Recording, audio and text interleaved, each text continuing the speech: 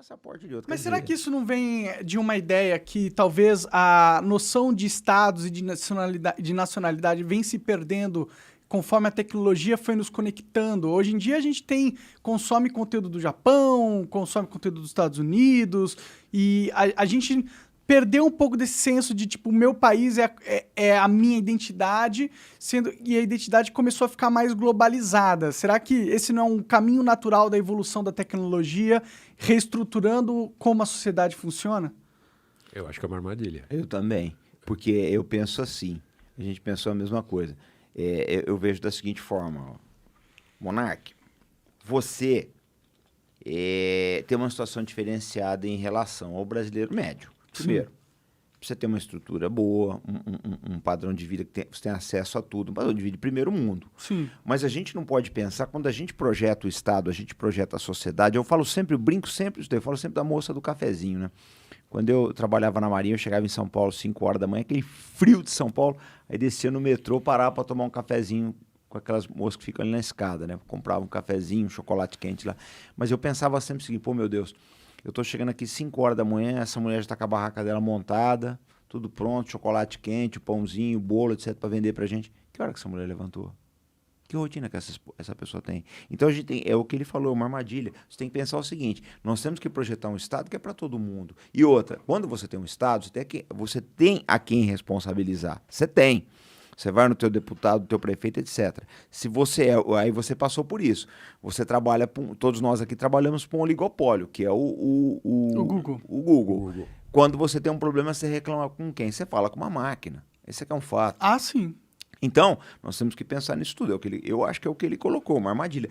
Eu acho que no estágio de desenvolvimento ético que a humanidade está, nós não estamos preparados para isso. Mas, ó, eu tenho um contraponto aí. Tipo, por exemplo, a África hoje em dia está bem mais desenvolvida do que há 20 anos atrás. Tipo, a pessoa do cafezinho na África hoje tem melhores condições de vida do que antigamente. Depende. Se, por exemplo, a gente pensar na Líbia, ao contrário, que a Líbia tinha o maior IDH, o melhor IDH da África, foi destruída, foi dizimada por um processo que é o processo da tal globalização, porque é o processo da exportação dos valores desse pessoal todo, do Clinton nos Estados Unidos, da Fundação Clinton.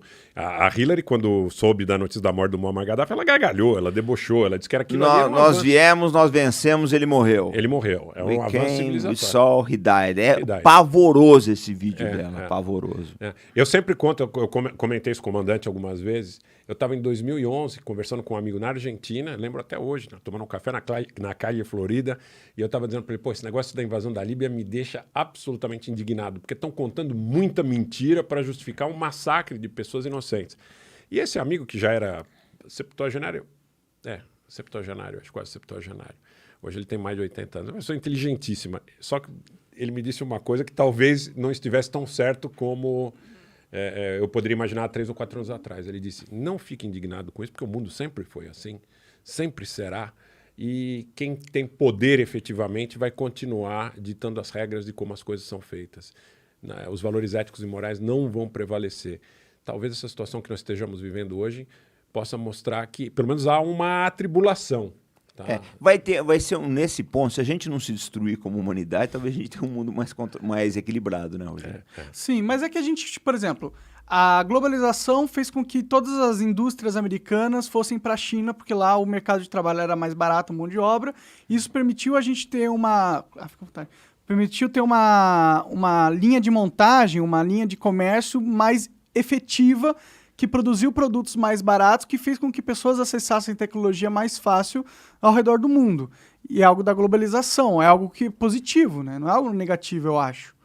E fez o país, a China, crescer, um país que era mega pobre, mega subdesenvolvido. Eu acho que o problema no mundo não foi a globalização, né? Eu acho que o problema do mundo foi que, a partir de 1991, você tem os Estados Unidos numa situação de ufanismo que venceu a União Soviética, foi o triunfalismo americano, eles achavam que eles teriam condições de consertar o mundo. E aí você vê todas as guerras que veio depois disso. O Iraque, a Líbia, o próprio Afeganistão, agora a guerra da Ucrânia. Não pode, tem que haver um contraponto. Não havia contraponto. Nos anos 1970, por pior que a União Soviética fosse, você tinha um contraponto. Hoje você não tem mais. Você fala, os Estados Unidos são um país de valores. Se você fosse iraquiano, você não estaria pensando assim. Se você fosse um sírio que teve os seus familiares assassinados pelo Estado Islâmico ou pela Al-Qaeda, que é financiada pelos Estados Unidos na Síria, essa é uma verdade, tá? Quem quiser pesquisar, procure Operation Tiber Sycamore, Operação Sycamore. Eles fizeram o apoio, tá, com armas da Líbia, de outros lugares, para o Estado Islâmico na Síria. Então mataram milhares de pessoas, estão exportando petróleo da Síria até hoje, eles roubam petróleo da Síria, tomaram áreas de trigais sírios, etc. Então você não pode deixar esse poder na mão de uma única nação. Eu acho que isso foi o problema não foi a globalização, foi o poder na mão de um único grupo, né? Entendi. Então, a questão a globalização é positiva desde que ela seja um consenso entre as partes que participam e não uma imposição de uma hegemonia poderosa ocidente. Exatamente. Mas não existe consenso hoje, Monark. Por exemplo, qual é a acusação que se faz com relação à China? Que a China ela não segue as regras. A China ele não submete. Mas quem é que fez essas regras? A China não foi consultada na hora de ser feitas essas regras. O Brasil não foi consultado na hora de fazer as regras. Ele não foi consultado. Sim, sim. Esse é que é o problema. O meu problema, eu defendo muito a soberania do Brasil, sou muito intransigente com ele, eu não negocio soberania. Soberania é uma coisa que não se negocia. Se você negociar a soberania, você não vai te sobrar mais nada para negociar. Essa é que é a verdade. Mas o chinês, ele reclama disso. Mas peraí, mas que regras? Eu não criei essas regras. Eu não ajudei a fazer essas regras. Não tive participação na confecção dessas regras. Uhum. Então esse é o problema do mundo que nós vivemos hoje em dia. Porque na verdade, Monark, vamos lá, o cerne disso tudo, adoro bicho, cara. O cerne disso tudo é o seguinte. Você pega, por exemplo, gostou de mim, se amarrou, não tem bicho que não gosta. Esse é o Ark, ele ele gosta de aparecer nos podcasts. Deixa ele, tá. Eu adoro bicho. O cerne de tudo é o seguinte, essa elite euroatlântica aí, eles pensam que não tem lugar para todo mundo no planeta, isso é discutível. Mas eles pensam, o cerne de tudo é isso aí. Sim, eles falam que conforme a população mundial for crescendo, os recursos vão se acabar. Exatamente, é uma visão malthusiana da coisa. Então, o que eles fazem? Então, eles atacam, por exemplo, a energia de hidrocarbonetos, né? Porque os combustíveis fósseis, porque eles pensam da seguinte forma, não só pelo problema de poluição, o problema não é esse. O problema é que a matriz energética de chineses, indianos e do sul global, na verdade, está toda ancorada nisso. Sim. Então, o que eles... Onde falhou isso aí? Falhou no seguinte, eles amarraram essa política, olha, vamos acabar com os combustíveis fósseis. Mas aí a China e a Índia falaram, não, eu tenho preciso disso agora. 3 bilhões de pessoas para alimentar, somados os dois países, eu preciso disso. Agora não. Vocês já se desenvolveram. Eu não. Então o problema que nós estamos enfrentando é esse. É que esses países se rebelaram. E são todos países com armas atômicas. Uhum. Então você não vai impor para uma China, para uma Índia, para uma Rússia, você não vai impor. Não tem como impor. Não tem como impor. Você não consegue impor. Porque no final é guerra, e guerra nuclear ninguém quer porque acaba tudo. Exatamente. Você não impõe a vontade para um país nuclear. É uma realidade da geopolítica, é uma regra imutável da geopolítica. Não se impõe vontade para países nuclearizados. Então, nós estamos vivendo nesse impasse. Na verdade, né? Se quer impor essas regras mundiais, houve uma rebelião aí agora a nível, assim, uma boa parte do planeta. Esses dias eu vi no jornal aí, o pessoal dizendo que o Paulo Guedes, falando, não sei, que o mundo está cobrando a posição do Brasil da guerra da Ucrânia. Não, o mundo não. Quem está cobrando é Estados Unidos, Inglaterra, esses países aí. Europa. Mas a Índia não está nem ela, desculpa a expressão, ainda está cagando para a posição do Brasil com relação à guerra da Ucrânia. A China está cagando para o Brasil com relação à guerra da Ucrânia. Eles não estão nem aí. É o que um ministro indiano falou outro dia. Os problemas da Europa não são os problemas do mundo. Verdade. Então, o que acontece, Monark? Qual é a minha maneira de ver as coisas? Nós temos que olhar para os problemas brasileiros. Eu falo de problemas brasileiros, eu preciso desenvolver meu país, eu preciso ter energia barata para o brasileiro poder, né, ter ar-condicionado na casa dele, fazer a comida dele, para ele poder viajar, para a indústria de transportes rodar e por aí vai. Eu preciso pensar nos interesses brasileiros. Uma vez que eu consiga atender às necessidades do cidadão médio brasileiro, nós podemos pensar, né, em aderir a políticas de outros países, mas até que isso seja obtido? Não, jamais, de forma alguma. Nós não temos que aceitar regras de ONU, de OEA, do que quer que seja. Nós temos que pensar fundamentalmente nos interesses brasileiros. Por quê? Essas regras que são fabricadas em Londres, em Paris, em Washington, não nos atendem, elas não servem para a gente. São regras criadas para manter eles no controle da situação, né? Mas que já não estão funcionando mais, né? Houve na verdade é aquela história, vai. Quando houve a invasão da Ucrânia, eu recebi muitas críticas. Porque a gente faz uma análise de tridimensional, né? Então a gente olha todos os ângulos da coisa. E eu falei uma vez, vocês têm que entender que isso daí é uma nova queda de Constantinopla. Quando cai Constantinopla, em 1453, que o sultão Mehmed toma a antiga Bizâncio, né, dos bizantinos, o mundo precisa mudar. Por quê? Porque já não tem mais aquelas as rotas comerciais, tá, de mercadorias da Índia. Então, o que eles precisam fazer? Partem para o descobrimento. Essa tomada da Ucrânia é a nova Constantinopla. Por quê? Porque talvez não haja mais energia barata. E o mundo que nós fazemos, ele gira em torno de energia barata. Sim. Você quer ver, por exemplo, se você estivesse gravando um podcast desse na Alemanha, você já ia pensar 2 vezes em deixar essas luzes acesas e por aí vai. Lá tá mais caro que aqui a energia? Nossa, eu tô vendo um pessoal reclamar aí que, assim, a situação da Europa diz que é pavorosa, né? É pavorosa. Então, vai mudar tudo. Se não tiver mais energia barata, a Europa vai ter que se repensar. Entendi. E aí você acha que a gente está caminhando para uma grande depressão global? Porque se a gente cresceu pra caralho dentro dessa estrutura que foi imposta pelo Ocidente, e aí o comércio todo tá trabalhado para seguir esta regra, para seguir este núcleo de poder dominante, e aí esse núcleo de poder dominante deixa de ser dominante, começa a surgir outros núcleos, começam a competir, você quebra um pouco o comércio do jeito que era feito. E aí a gente está tendo inflação alta na Europa, inflação alta nos Estados Unidos, inflação alta na Alemanha, o déficit, porque a Alemanha sempre lucrou na exportação de coisas lá. Eles tinham uma balança comercial sempre positiva, agora está negativa pela primeira vez em não sei quantos anos.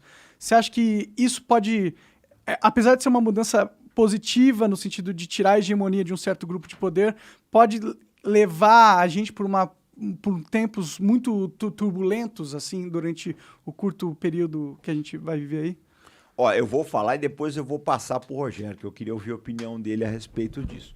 Mas eu penso da seguinte forma. A Europa rica, a Europa em paz, é coisa nova. A Europa nunca foi pacífica. Pergunta para um irlandês que mora nos Estados Unidos e pede a opinião dos avós dele sobre o que era a vida na Irlanda no século XIX. Os italianos mesmo vinham para cá fugir da fome. É uma realidade. Os armênios também, da mesma forma. Exatamente. A Europa desenvolvida, a Europa rica, é coisa de agora. Pode passar aqui embaixo, bichinho. Ele quer atenção. Bicho é tudo... é legal. Bicho é tudo de bom. Eu fico aqui, fico saudade do meu cachorro. Quero mandar um abraço pro Boris Grushenko aqui. Ele não deixa... Agora ele descobriu umas garrafas plásticas lá em casa. Então ele fica... ele fica mordendo essas garrafas e eu não consigo fazer live direito. É um verdadeiro inferno na Terra. Bicho é tudo de bom. Eu falo sempre o seguinte... Vou mandar um abraço pro meu coelhinho também, então. Coelhinho Faustinho. Bicho é tudo de bom, cara. Bicho é tudo de bom. Senão depois o Rogerinho reclama lá. Um abraço pra tua família, que é sensacional. Muito obrigado. Eu conheço toda a família do Rogério. Eu penso da seguinte forma, isso aqui é uma novidade. As pessoas acham que sempre foi assim. Não foi.